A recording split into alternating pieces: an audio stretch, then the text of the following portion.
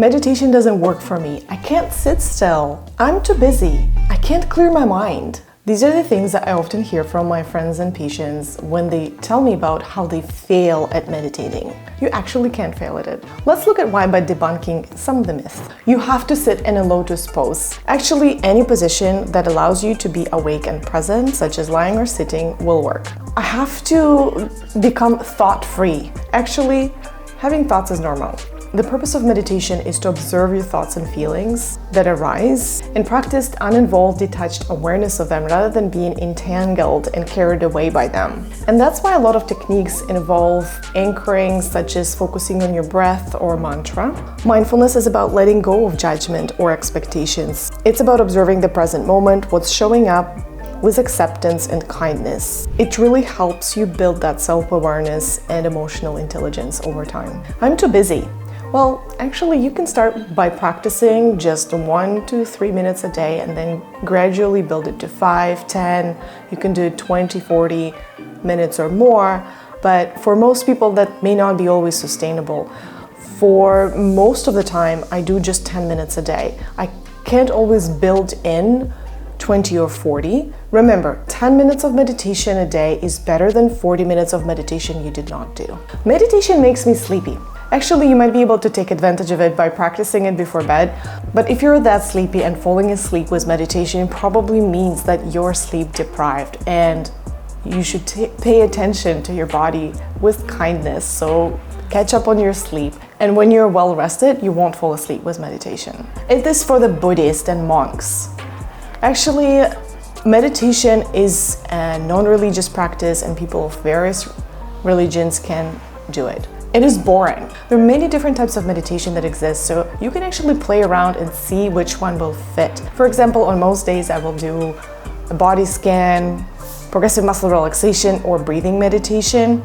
But on the days when I'm too stressed, I might do loving kindness, metta, self-compassion, or guided imagery practice. It makes me anxious or uncomfortable. It is true that for some people, especially people with history of trauma or other mental health conditions, meditation could be triggering and provoking some uncomfortable feelings. So it's best to review this with your counselor or therapist, or maybe your meditation teacher, and see what type of meditation practice would fit best for you. Now we have so many different streams of this practice. There's even a special type of mindfulness for trauma. I can't commit to this every day. That's okay. Although we know that regular practice is best, a few practices per week is still better than no practices at all. Over time, it will still compound. And there has been times in my training and career when I would just come home and drop into coma because I was so tired and overworked.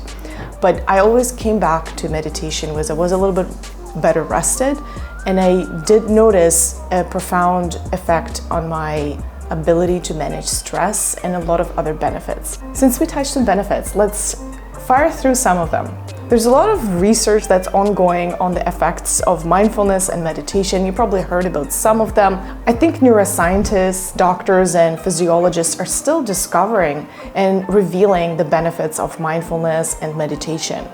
But we know that meditation and mindfulness improve your mood, can improve your sleep, focus, your awareness of the present moment, and reducing a little bit of that activity of the default mode network that kind of gives us that mind wandering. It improves our emotional regulation and allows us to act not always out of fight or flight response and always activating that amygdala, our panic button of the brain. Mindfulness improves overall sense of well-being.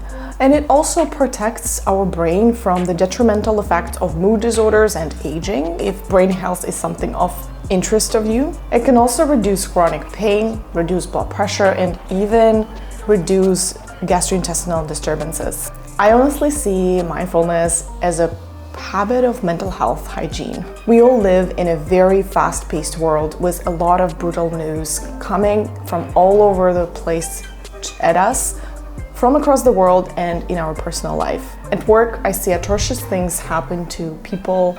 I see a lot of pain and suffering.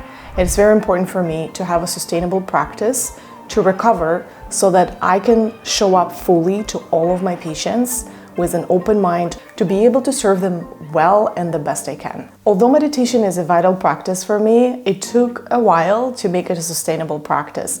And although I did see benefits in the first few weeks and months of practicing, the tremendous transformational changes to my personality and overall happiness and well-being came after years. A few final tips for busy people who want to start meditating. First of all, if you find that your mind is wandering, imagine that it is a puppy that kind of wandered away, and gently guide it back in without being harsh or angry at the puppy. I found that analogy was actually very helpful for me.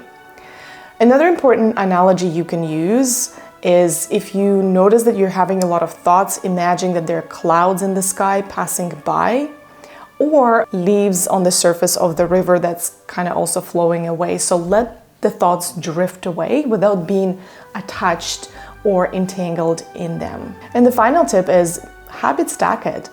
So for me, I either stack it with my morning, evening, or daytime break routine. Because I live such a hectic life, I schedule meditation according to where I work. So depending whether I work this week in a hospital, clinic, or I'm on vacation or travel, I will move my meditation time and it will be set and predetermined so that I don't have to think and negotiate with myself in the end of the day or during the breaks when I do it. Most of the time, it is like brushing the teeth for me, and that's the last thing I do after journaling before bed. I am so passionate about mindfulness practices because it is a zero cost, pretty much zero cost, low time investment that has tremendous benefits on your mental and physical health. Remember, prevention is the best medicine. The lifestyle choices you make today will compound over days, weeks, months, and years, and will determine the quality of life you have in the years to come. If you found this video helpful, please like it because it will help promote it to those who might benefit from it too. And subscribe if you want to learn more tips on health and well-being, as well as stress reduction. Thank you so much for watching. May you be well, and I'll see you in the next video.